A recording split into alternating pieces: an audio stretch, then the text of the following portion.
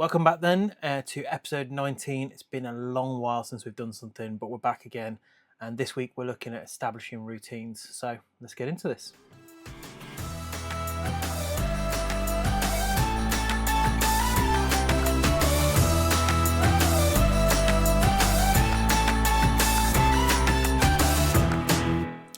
So welcome then to episode 19, and this week we're going to be talking about establishing routines. Again, sort of still focusing really on things that we need to do within the classroom to help support behaviour. It's been a while since we posted any videos, apologies for that, but it has been busy time. So what we're going to do is just talk about this establishing routines here, this document. There will be a link to this document in the description should you want to use it. You can download it. Also a link to my website where you'll find all the resources now for all of the behaviour stuff that I've been working on since not doing the videos for a while, in obehave.com. So have a look at that if you want to have a look at some resources. They're all free.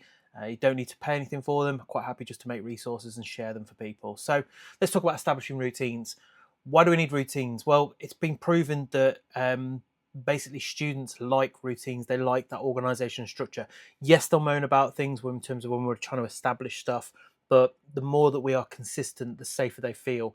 It's interesting when I talk to students about behaviour, they often, will moan when they feel like we're having a go at them or telling them off for things. But actually, it's about providing a safe environment, and students feel safe when they feel like they know what's going on, when they can predict what's going on. That's why if you look at any students who with particular additional needs, they like that structure and routine. They don't like things that come out of the blue because it's against what they know and what they kind of feel safe with. It's a surprise for them. And yes, sometimes we like surprises, but most students like that routine. I know myself that I prefer routine on a daily basis because it keeps me organised. I know what's happening from moment to moment, and it just gives me that comfort of being able to predict what's going to happen. So why does it work? Well, constant routines provide a structure. They provide predictability, helping students feel secure, focused, and when routines are clear and well practiced, they reduce uncertainty and maximise learning time, allowing both teachers and students to concentrate on the lesson. In other words, if you're not thinking about what's coming next and you know it's just automatic, it's a bit like muscle memory. You can basically predict what's coming, know what's coming, and therefore you can focus on the task in hand. It's also stops students from panicking about, am I going to be asked a question about this? Am I going to be doing that? So if you're doing things like think, pair, share and activities like that, if you build up to it and you give students the time to think about what's coming, they know that's the routine. They know that you're going to say, here's the question, I'm going to repeat it, I'm then going to give you 2 to 3 minutes with your partners, TPS, think, pair, share, allowing them that time, and they know the routine makes them feel safe. Yes, it's still scary. You're still going to have to put a bit of pressure on them to, engage with them in the learning, but hopefully by giving them those routines, they can feel safe about that. So, little diagram there for you in terms of explaining the power of consistent routine, structure, predictability, security, focus, and then it maximizes the learning time by students knowing what's going to happen. It stops misbehavior as well because they know what's coming, they know what the expectation is, and they can build up to that. So how to implement? If we think about our routines, entry into the classroom, I know one of the criticisms I often get from parents when we've just organised lineup at my new school, and straight away the reaction from some parents is, oh, it's like a concentration camp. First of all, if you actually knew what a concentration camp was like, schools are nowhere near that. So that's the first thing to point out. The second thing really is that actually it's about maximising their learning. So why would you criticise anything? I think whenever you're trying to explain something to a parent, is if you always bring it back to the learning point, then there's no real excuse to argue against something. Because all you need to do is say, well, do you want your child to learn at school? And the answer is inevitably going to be yes. So then you say, well, by them having a routine, they feel safe and secure. So by doing lineups, by organising, making them walk in straight lines, it's not like a concentration camp. What we're doing is establishing a routine so they can be more efficient in terms of getting to the lesson. And that's sometimes forgotten about. I think it's really important you go back to that when you're arguing or discussing it with parents around why we have those certain expectations. It's not because we're trying to be sort of draconian and we're trying to enforce rules and punish students. That's not what we're about. We want to maximise the learning and the results. And the best way that comes about is through structure and routine, which is one of the key things I say all the time. So having an entry routine. I'm not going to read through all this because you can look at the document itself. You're capable of reading things, but I'll just go through and explain each one. Equipment check. By having that routine, by making sure, if you're a tutor or you're a teacher and you say, get the equipment out at the start of the lesson, that's the routine. So they come in, they've forgot their entrance into the classroom, equipment out on the desk, stand behind the desks, talk to them, check everything, establish a routine around if they haven't got something. How do they go about it? Do they just put their hand up? Do they shout out? Because that's not a good routine. What we need to do is say, okay, at the start of the lesson, if you don't have something, the spare equipment here, but there is a routine to how they get it. So they maybe have to wait till they're sat down, wait till the register's taken, and then they just put up the hand, say they need something, go and collect it. Whatever your system is, it doesn't matter what the system is, just be consistent with it. So then the students know. And what it stops is then any excuse in terms of, how many times you start a lesson and students just shout out and go, I haven't got this, I haven't got a pen, don't have this, I don't have that. It just gets rid of all those excuses. The trick is though, can you get that consistency across the whole school? And that's the hard part, because I often talk about people being mavericks. They don't want to follow the system, they want to do things their own way. Sometimes, when we talk about behaviour, it's not just children we're talking about. We're talking about adults as well, whether it be parents, staff, students. We've all got to work on it ourselves. Even ourselves as teachers, we've got to look at our own behaviour and model the behaviour we expect to see from students. And I think that's one of the hardest parts of the job, is making sure that everyone's being consistent and making sure people aren't being mavericks. And when I say that, I'm not trying to insult people, but if you look at the definition of a maverick, it's someone who does their own thing, they think it's for their own good, but actually more often than not, it's about them taking shortcuts and cutting corners, which causes more problems. So equipment checks is another part. Task transitions. How do you teach the routines around task transitions? How do you make sure that students know when to move on, how to move on? Do you just suddenly go, right, I'm going to do something now, and then you faff around with a piece of paper and take your time to hand it out? Or do you have an actual structure routine in terms of what I would normally do is I'm ready to shift to the next activity, is make sure they're doing something whilst I hand something out, and then we'll move to that activity. Sometimes you've got to be careful though, because the classic one is handing out a worksheet and then they start that before you do the activity. You might want to explain something first, then hand it out. It doesn't matter how you want to do it, as long as you've got a routine. Decide what you want to do, establish the routine, teach the routine, and then revisit it. Even if it's putting the task list up on the board as part of your PowerPoint, saying this is what we're going to do now, this is how I want to do it. So particularly when I come to pack away, on my board, I'll say it just comes up with a timer. And the PowerPoints, they're on the website if you want to download them, and it will come up and it'll say students responsible for packing away are, and then I will just say it. Don't need to have it on the PowerPoint, but just have that flash up, and then I'll say 3, 2, 1, pack away, press the button. They have 30 seconds to pack away. But that routine is established, it's there, it's quick, and it allows us to quickly move on with the lesson. So quick diagram here for you. Entry routine, greet the teacher, stand behind the chairs, get equipment out, start task on the board. Okay, classroom routines is the general kind of topic and how we're going to do that. Task transitions, close books, pen down. So we talk about pens down, looking at me, tracking me around the room, routines, equipment checks, making sure they've got everything they need for the start of the lesson, and being clear about where they can get those things from. So those are some of the basics around routines. You can have lots of other things. I like timers for a starter, so when they come in, they get 5 minutes for the starter activity. How often do we see starter activities that go on for like 15, 20 minutes of the lesson, bulk of the lesson, before you know it, you've killed lesson? I think some people do it on purpose because it just kills their lesson, don't need to worry about it. Maybe I'm being a bit cynical on that, but no starter should really last more than 5-10 minutes maximum, unless it is something that is about prior knowledge, ready for a topic you're moving on to, and you need to revisit it, in which case that's fine. Just be clear as to reasons why you're doing it, rather than just doing it for the sake of dragging out the starter activity. So model and practice routines. Okay, one of the things I used to teach early on when I was a PE teacher, before I kind of moved over to maths, was I'd often say to staff that if you've got a class and they're not doing what you want them to do in that first lesson, it's better to sacrifice that one lesson. Be careful with this. Better to sacrifice one lesson and get the routine sorted in terms of entry, exit. Teach it in the first lesson. Take the time, because whatever you teach them in that first lesson, if you don't establish it, you're going to spend the rest of the year trying to correct it anyway. And if you're spending the rest of the year trying to correct it, you're going to lose more lesson time. Best to lose one lesson in the beginning. Please don't just spend the time lecturing them. Teach the routine. Explain to the routine. The one things that I've learned from being when I was a child through to being an adult is if you explain the reason behind something, students are more likely to do it. If you just say, do it because I say so, that's not good enough. Students need to understand why they're doing it. I always say in my school, in every school I've ever worked in, if I can't explain a rule, then we shouldn't have it. Because ultimately, if you're just making it up for the sake of making it up, all you're doing is you're basically just going to annoy the students, irritate them, and that's the kind of the one-way ticket to winding them up. It's hard at first, and they won't like it, and you'll get some resistance. But as with all things, like we've just introduced lineup at my school for 7, 8s and 9s, a bit of resistance to start off with. However, I guarantee in the next 6 months, it will just become the norm. They'll forget about the fact that they hated it when they started off because it become the norm. And actually, it will just be something that becomes a routine embedded, and they'll just get on with it. You're always going to get resistance when there's change because, like we said before, people don't like something different. That's why we have the routines and we establish them to then become the norm to make it easier so you're not then throwing them or distracting them and getting them confused.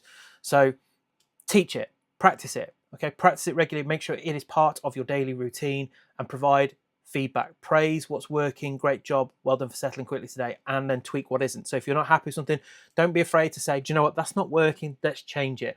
But you've got to have that consistency.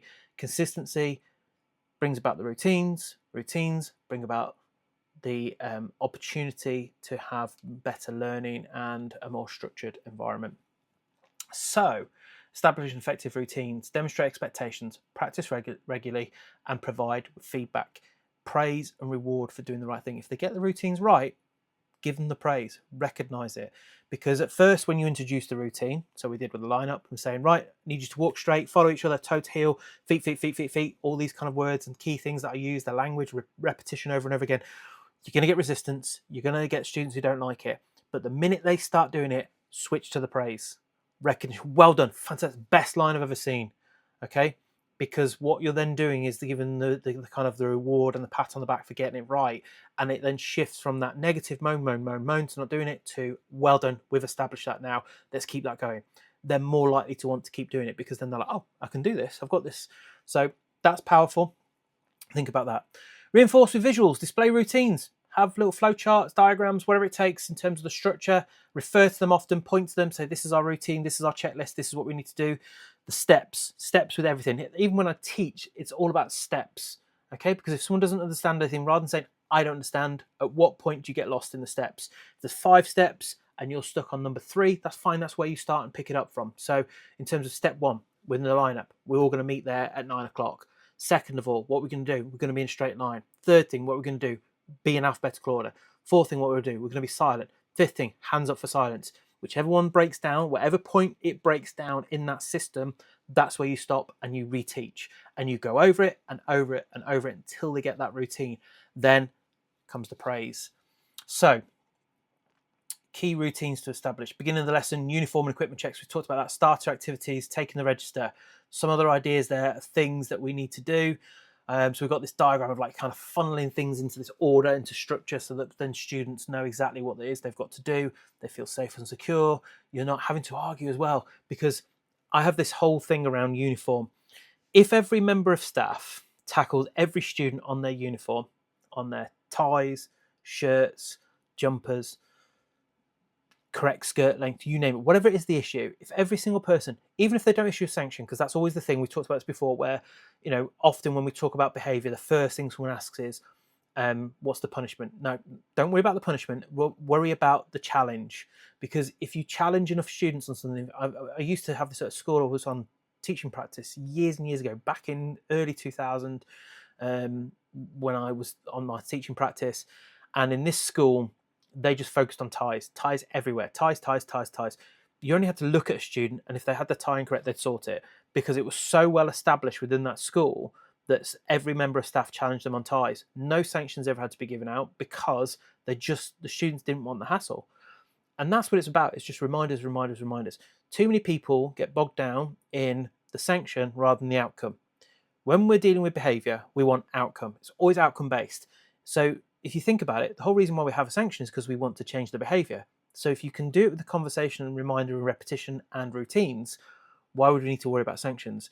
Everyone seems to get bogged down with sanctions. And that's because when it comes to behaviour, the big thing that everyone seems to get hung up on is emotions, how they feel about something that's happened. And as teachers, we have to switch off emotions. It's hard, but too many times when something happens, it's they've offended me, they've upset me, and I want a response. That's not how we change behaviour. That just becomes this kind of grudge against the student, and they pick up on it. Whereas if you can say, look, and it is the whole phrase, I've said it many, many times before, I'm not angry and disappointed. It is this whole idea of I just expect better from you.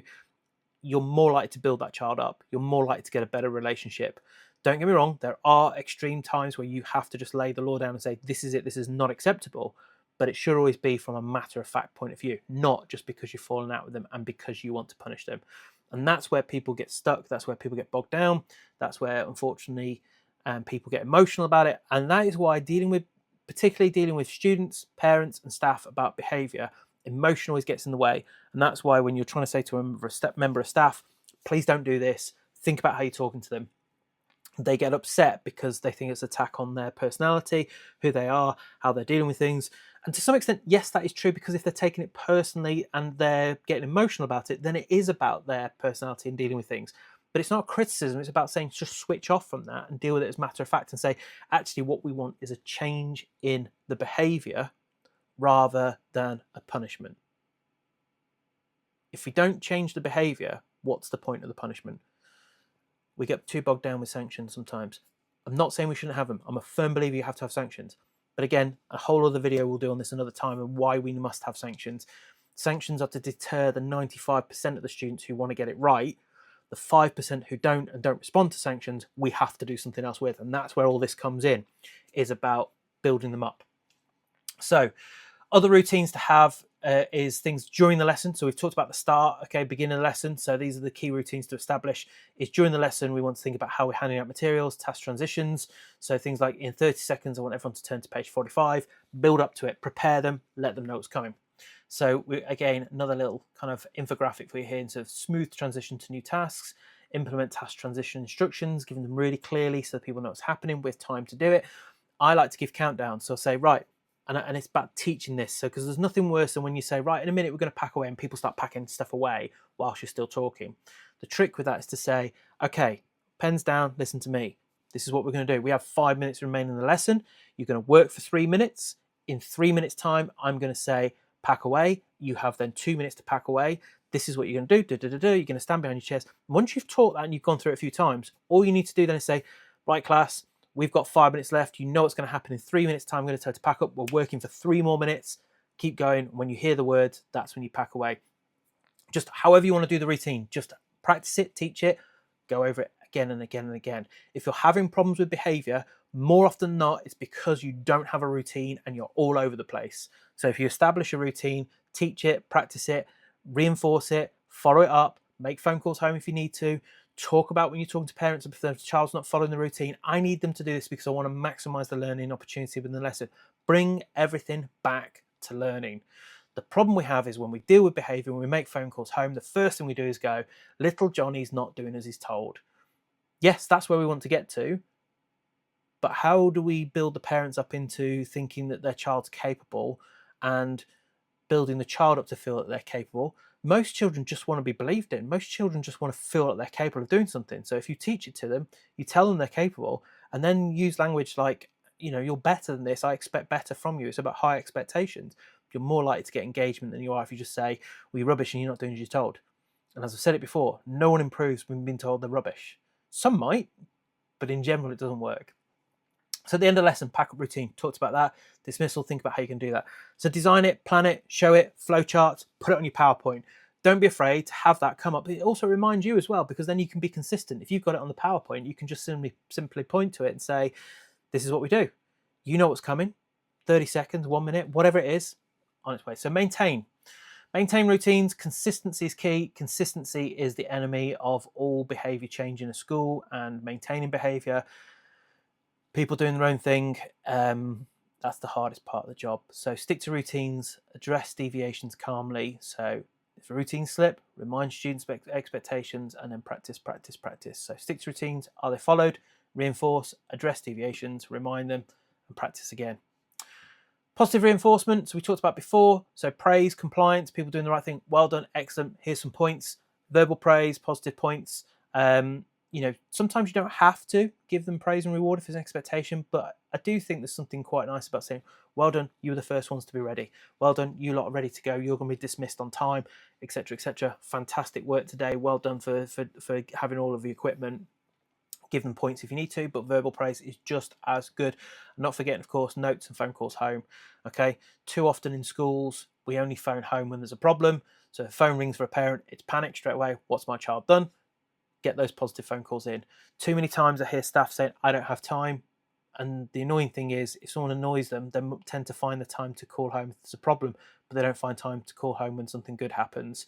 It's about balance. It's about making sure parents know that we care and improving those relationships as well. Over the last few years, teachers have been getting quite a bit of a bashing.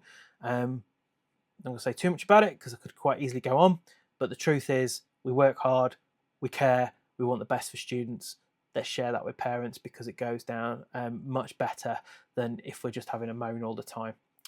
Resets needed to reinforce after breaks, so holidays, bank holidays included, Easter's coming up, or whatever holidays, Christmas, etc. Reinforce it.